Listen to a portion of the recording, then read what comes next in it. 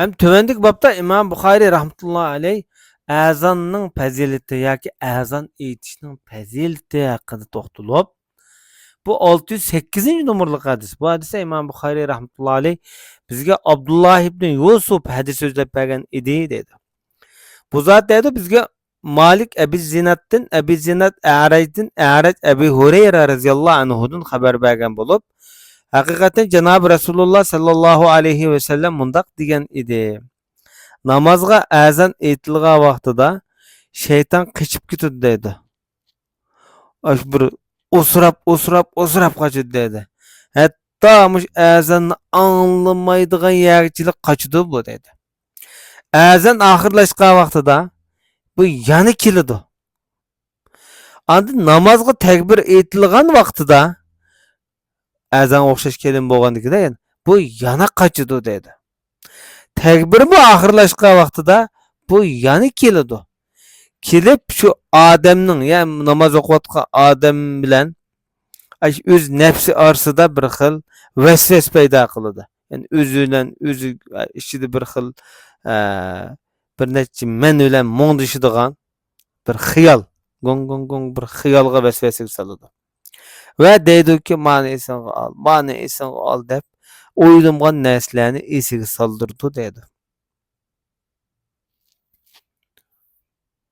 Bu yerdagi vasvasa hamda asosan şeytan şu insonning shu nafsi qalbi bilan shu insonning shu ichida shu bir xil bu yoqqa o'tgan holda shu vasvasa holati deb mushaqqa tushuntirilgan.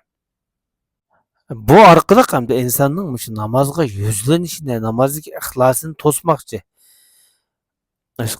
Qalbi bilan odamning qalbi bilan odam orasiga kirib qalbini yig'olmaydigan, o'zini tinchiyolmaydigan, namozga yuzlanmaydigan qilib qo'ydi-da.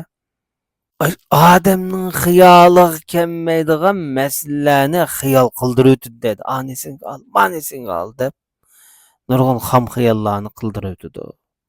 Hatto inson dedi namoz o'qigan odam qancha rakat namoz o'qidi, qanday namoz o'qidi bilmaydigan holatga yetadi. Shunga ba'zi namozlar odamniki shu 2 rakat o'qidimmi, 3 rakat o'qidimmi, tashahhud o'tamadim deganga o'xshash ezib ketishniki sababi shu namozdagi ixlosniki kamlab ketganligi. Shundaqla shaytonga bog'lanib qolganligimizniki ifodasi bu. Bu namozda insonning xiyoliga kelmagan narsalar xiyoliga keladi. Shayton hech qanday ozdirilmagan vaqtida eng amroq narsalarni esiga solish orqali insonni ozdirdi. Tarixda zikr qilinishicha İmam Ebu Hanife rahmetullahi aleyh'nin huzuruna bir kishi kelib, "Men bir mol dunyoni ko'mib qo'ygan, o'rnini bilaman" degan vaqtida namoz o'qigan, shu namozda ixlos qilib, o'zingga gap qilmay, deb bir xil huzurla o'qigan deb buyurgan dedi. Shunday qilgandan keyin bu shayton oxiri bu vasvas qilish kuchi yetmay, shu molning o'rnini biladigan dedi.